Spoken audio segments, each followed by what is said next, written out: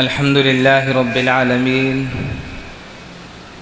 वस्सलातु वस्सलामु अला सय्यिदिल अंबिया'i वल मुरसलीन व अला आलिहि व अस्हाबिहि अजमईन अम्मा बाद फ़क़द क़ाल अल्लाहु तबारक व तआला फ़िल क़ुरआनिल मजीद वल फ़ुरक़ानिल हमीद अऊज़ु बिल्लाहि मिनश शैतानिर रजीम इन्नमा युरीदुश शैतानु अन युक़िअ बैनकुमुल अदावत वल बग़ज़ाअ फ़िल ख़म्रि वल मैसिरि व यसुद्दकुम अन ज़िक्रिल्लाहि व अनिस्सलाह फ़हल अंतुम मुंतहून। सदक़ल्लाहुल अज़ीम। वक़ाल नबी सल्लल्लाहु अलैहि वसल्लम अल ख़म्रु जुम्माउल इस्म औ कमा क़ाल अलैहि सलातु वस्सलाम। अल्लाहुम्मा सल्लि अला सय्यिदिना नबिय्यिना मौलाना मुहम्मद व अला आलि सय्यिदिना मुहम्मद व बारिक वसल्लिम।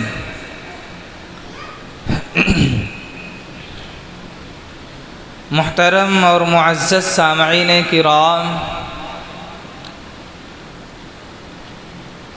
मौजूदा दौर में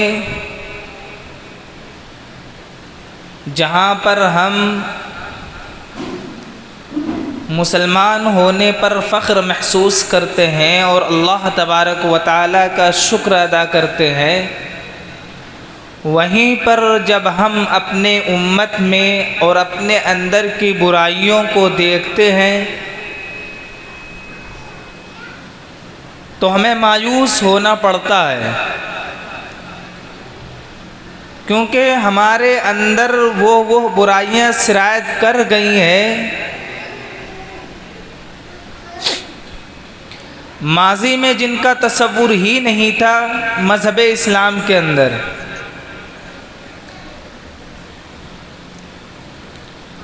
उन्हीं तमाम बुराइयों में से एक बुराई है शराब।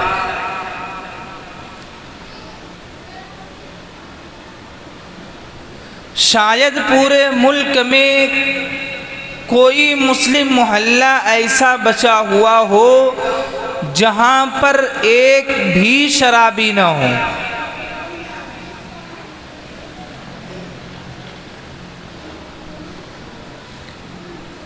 हमारा आबाई वतन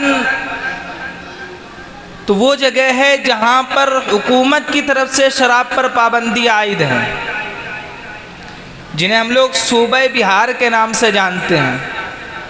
लेकिन बिहार के अंदर भी हर शहर में, बल्कि अगर यूँ कहा जाए कि हर मोहल्ले में कोई न कोई शराबी तुम्हें मिल ही जाएगा। अगर हम यूँ कहें तो गलत नहीं कहेंगे। अब वो कहाँ से लाते हैं, किस हिसाब से उसको मंगवाते हैं, क्या सिस्टम उनके पास है, ये वही जान सकता है। तो बहरहाल ये एक ऐसी बुराई है कि जब ये सिरायत कर जाती है और ये बुराई जब जड़ पकड़ लेती है तो इसका छोड़ना मुश्किल हो जाता है।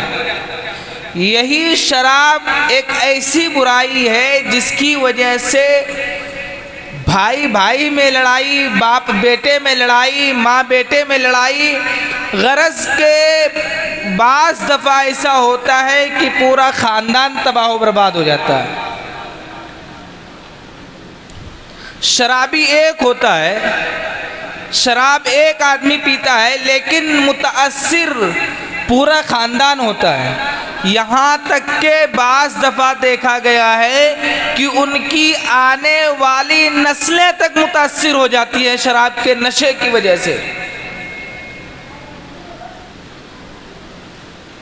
और हदीस में इसी शराब को फरमाया गया अल खम्रु जुम्माउल इस्म, शराब हर बुराई की जड़ है, जिन्हें उम्मुल खबाइस कहा गया है। जिसको मज़हब इस्लाम ने उम्मुल खबाइस कहा हो, उसी चीज़ को आका अलैहिस्सलातु वस्सलाम के उम्मती फ़ख्र के तौर पर पीते हैं और पीकर छुपते भी नहीं हैं, बल्कि वो ये एहसास दिलाना चाहते हैं लोगों को कि हम पी कर के आए हुए हैं। और ये भी नहीं कि शराब में नफ़ा पाया जाता हो, बल्कि इसमें सिर्फ़ और सिर्फ नुकसान ही नुकसान है, सिर्फ़ और सिर्फ नुकसान है शराब के अंदर। वक्ती तौर पर भले कुछ राहत महसूस हो जाए, आराम महसूस हो जाए, लेकिन बाद में उसे खुद ये एहसास होता है कि हमने जो शराब पी रखी थी इसकी वजह से हमें कितना नुकसान हुआ है। बाज़ मर्तबा इस चीज़ की इतनी लत पड़ जाती है, ऐसी आदत हो जाती है कि जब तक बंदा शराब नहीं पिएगा तब तक वो अपना काम नहीं कर सकता है, रोज़ाना का जो रूटीन है वो पूरा नहीं कर सकता है। इस हद तक आदत ख़राब हो जाती है। और जब कोई बंदा शराब पीता है तो उस आदत की वजह से अपना भविष्य भी वो बर्बाद करता है और अपनी आने वाली नस्लों की भी वो मुस्तकबिल को बर्बाद करता है, अपनी बीवियों की ज़िंदगी को भी बर्बाद करता है। वो ये इतनी संगीन और ख़तरनाक बीमारी है। और ज़रूरी नहीं कि वो बुराई सिर्फ और वो चीज़ सिर्फ शराब ही से हासिल हो।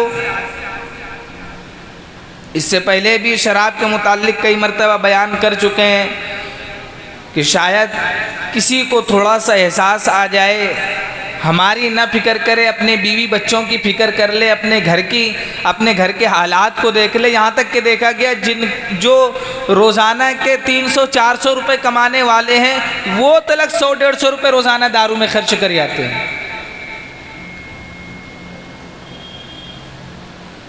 जब दारू से और शराब से अपनी ज़िंदगी बर्बाद करेंगे, फिर अपने बच्चों को तालीम वो कहाँ से दिलवा पाएंगे? दिलवा ही नहीं सकते।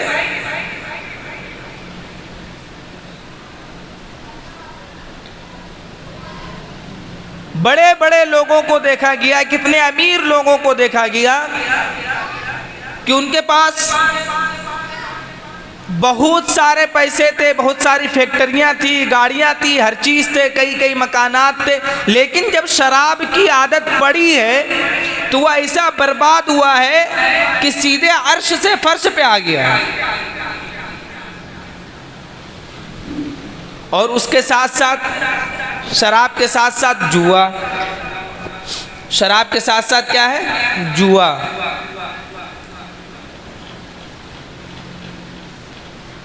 अल्लाह ने कुरान में फरमाया या अय्युहल्लज़ीना आमनू इन्नमल खम्रु वल मैसिरु वल अंसाब वल अज़लाम।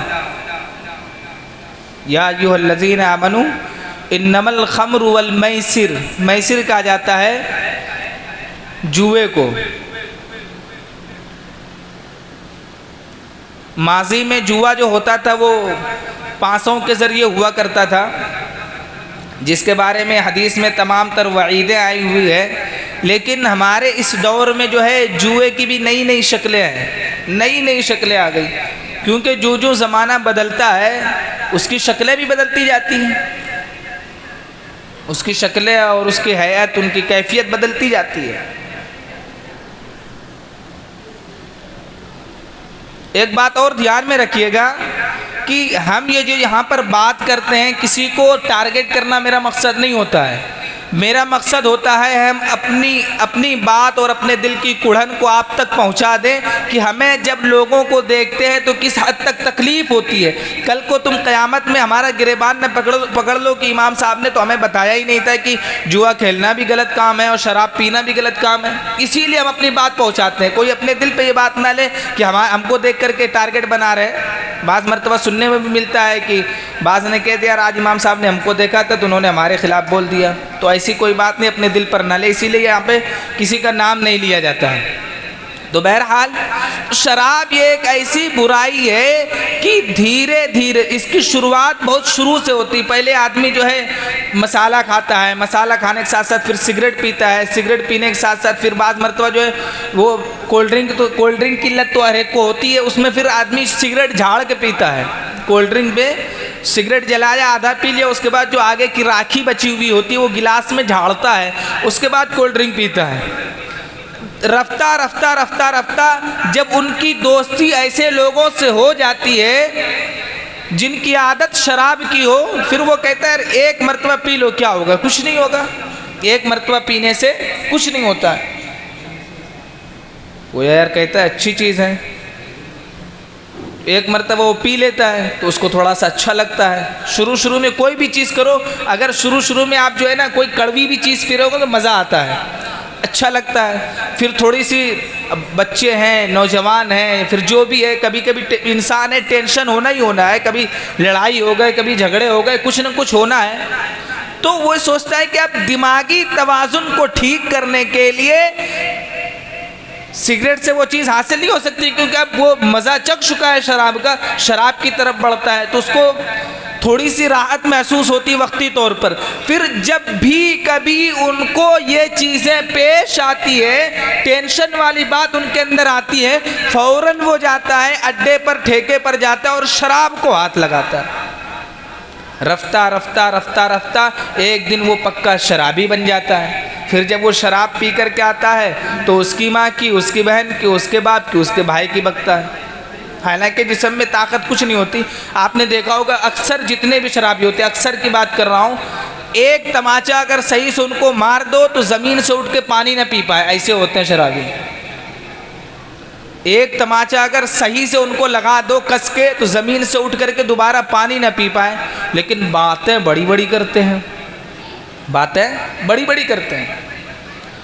दूसरी चीज़ जो हम बता रहे थे वो जुआ, उसकी भी शक्लें हम बताते हैं। आजकल हमारे यहाँ क्रिकेट चलता है, क्रिकेट का तो शौक़ हर एक को होता है, बहुत कम लोग ऐसे जिनको नहीं होता है। तो बाज़ लोग इसको एंजॉय करने के लिए क्रिकेट देखते हैं, बाज़ लोग इसमें पैसा लगाते हैं, बाज़ लोग इसमें क्या करते हैं, पैसा लगाते हैं।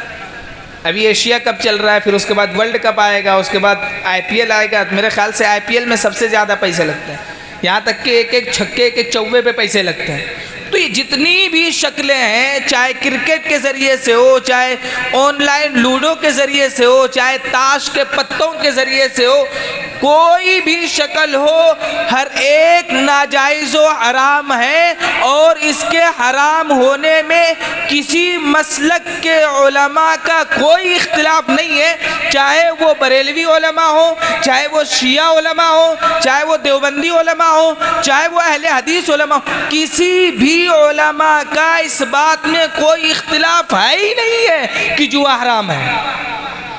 वाज़ेह तौर पर हर एक के यहाँ साफ साफ लिखा हुआ है कि जुए की जो भी शक्लें हो हर एक हराम है। जिस तरीके से हम लोग गंदे जानवर का गोश्त नहीं खा सकते हैं, अनजाने में कोई दे दो तो इल्ला माशाअल्लाह पता नहीं चला खा लिया, लेकिन अगर बता दे कि ये गंदे जानवर का गोश्त है, भले वो बकरे का गोश्त हो, कोई मुसलमान उसे खा ही नहीं सकता है। उस गंदे जानवर के गोश्त से भी बदतर है इस जुए का पैसा खाना। बात मेरे ख्याल से समझ में आ रही कि नहीं आ रही है? उस गंदे जानवर के गोश्त से ज़्यादा बदतर क्या है? जुए का पैसा खाना। चाहे वो दोस्तों को खिलाए, चाहे यारों को खिलाए, चाहे उससे कॉफ़ी पिए, चाहे उससे चाय पिए, चाहे कोल्ड ड्रिंक पिए, सब बेकार है। यहाँ तक कि अगर आप जुए के पैसे पे बिस्मिल्लाह पढ़ लो तो भी हलाल नहीं होता है। कहीं से चोरी कर लिया हो पैसा 1.5-2 लाख रुपया, मौली साहब को मिला के फातिया करा दो, मिलाद करा दो, पैसा हलाल थोड़े हो जाएगा? बताओ भाई, हलाल हो जाएगा? नहीं होगा। गंदे जानवर के गोश्त तो बिस्मिल्लाह पढ़ के खा लो तो क्या हलाल हो जाएगा? नहीं होगा।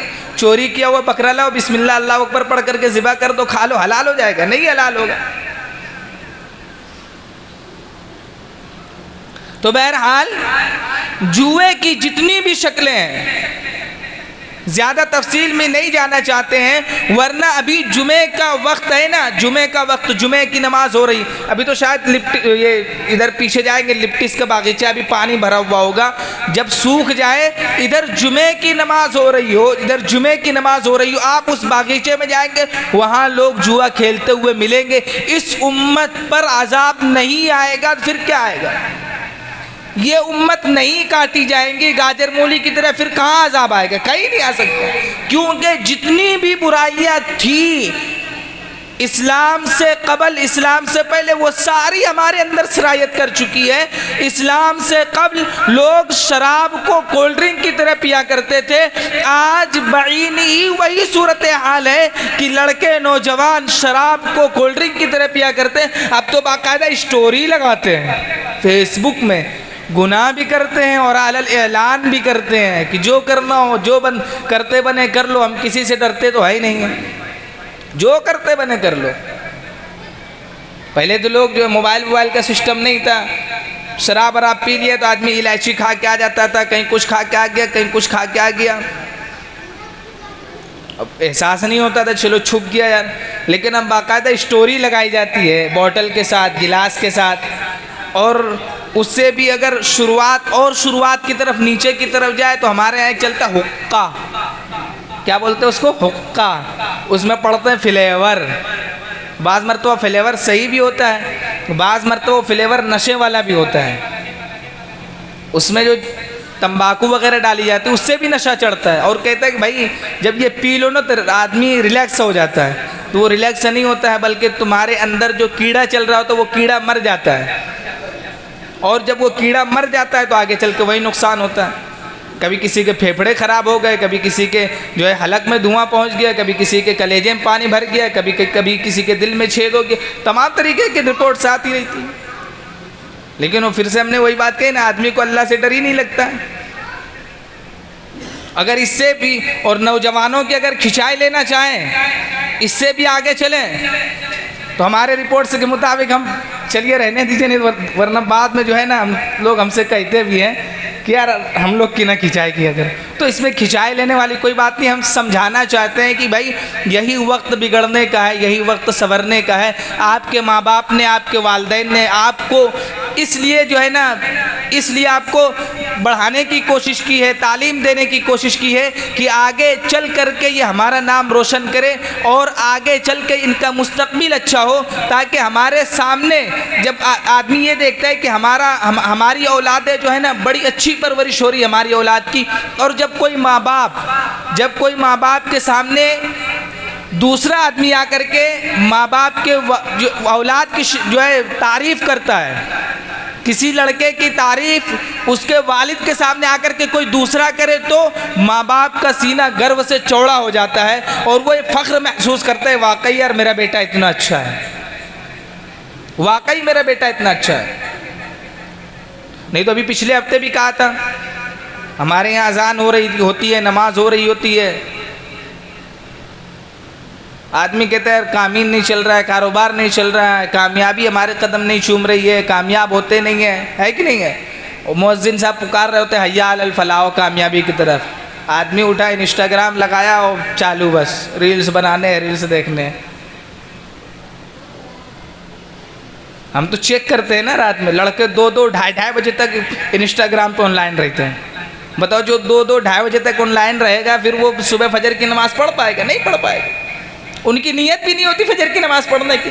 सुबह काम पे जाने की नीयत होती है, 8 बजे उठेंगे, 9 बजे नहाएंगे, 10 बजे काम पे निकल लेंगे, तो 2 बजे तक लामहला वो जगेंगे। हालांकि आका अलैहिस्सलातु वस्सलाम ने फरमाया कि रात में सोने की जल्दी फिक्र करो, रात में सोने की जल्दी फिक्र किया करो। इसीलिए मेरे भाइयों, ये सब जो है ना हमारे अंदर ये मोटी मोटी बुराइयां हैं, जो बारीक छोटी छोटी बुराई है, छोटे छोटे गुनाह, उनको तभी बयान ही नहीं किया। ये जो दो मोटे मोटे गुनाह हैं जिसमें हमारा मोहल्ला तो तकरीबन बहुत ही ज़्यादा मुलव्विस है, उसमें हर एक को चाहिए कि अपनी ज़िंदगी के बारे में फ़िक्र न करे, अपनी ज़िंदगी के बारे में फ़िक्र न करे, अपनी औलाद के बारे में सोचे, अपने घर वालों के बारे में सोचे, जिनके वालदैन ज़िंदा हो उनके अपनी वालदैन के बारे में सोचे कि अगर हमारी ये बात हमारे वालदैन के कानों तक पहुँच जाए तो उनके दिल पर क्या गुजरेगी।